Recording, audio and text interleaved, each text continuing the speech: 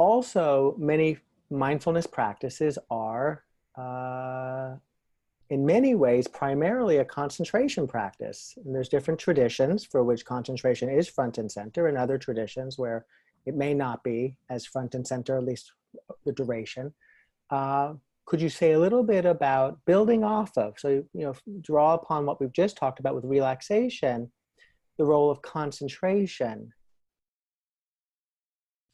Well, I think in any system, there's a certain amount of concentration that is sought because it makes it easier.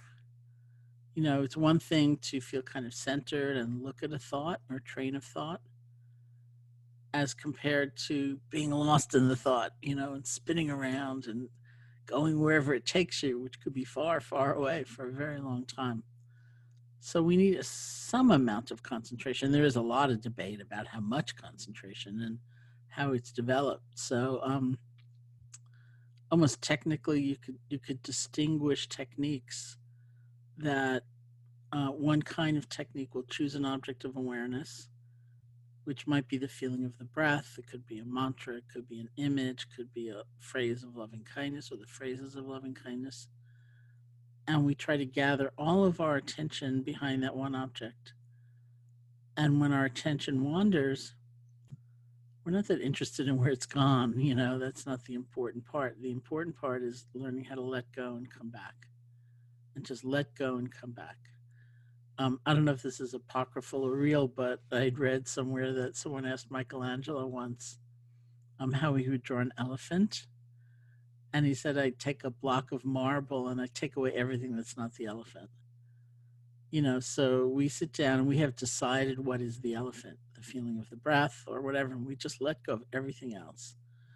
I once, early on in my meditative life, I invented a technique where one of the tools we sometimes use is called mental noting, where you might note silently in, out with the breath. And then with a predominant experience, perhaps you would note it depending on what style you're doing. But I had just two notes. One was breath and the other was not breath. So whatever came up, terrible thought, astonishing feeling for me, like I didn't know I had so much anger, whatever it was. Instead of getting all judgmental and freaked out about it, I would just say, not breath. And I'd come back. So that's kind of an example of a concentration technique. Building on the strength and the kind of centeredness that can develop from that, we can expand the field of awareness so that you're sometimes, say with the breath, if that's your chosen object, sometimes a physical sensation becomes predominant. Not like a little vague thing, but it really is capturing your attention. That becomes the new object of awareness. Sometimes it's an emotion. That becomes the new object of awareness. Maybe it's a physical sensation and then an emotion. And it might be some time before you come back to the breath, although we do keep coming back. So that is more a mindfulness technique than a concentration technique. Because what opens up for us then is, first of all, insight into our feelings. Like if you're sitting with a feeling of anger, for example, and you're observing the anger, which means you're not hating yourself for feeling it and you're not just spinning out fantasies of revenge, you're not lost in it. You get to see a lot. Maybe you see sadness within the anger, or you see fear within the anger. You likely see some sense of helplessness within the anger.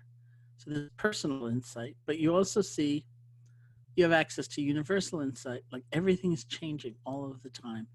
Nothing stays the same. This feeling, which I thought was so solid and forever, it's like, look at that within itself.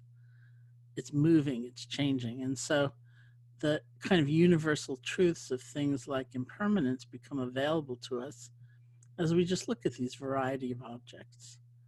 So the debate, the kind of historical debate that you refer to is how much concentration do you need before you can open up your awareness to more objects and watch them change.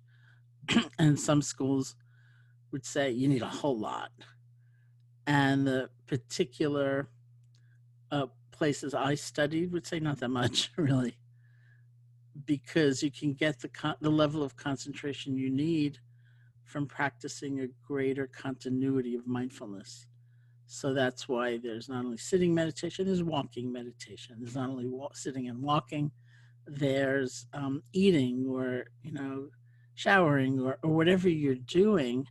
Not that you will be so perfectly mindful, but it's something you keep bringing in. You kind of punctuate your experience, so that everything really becomes part of the meditation. Thank you.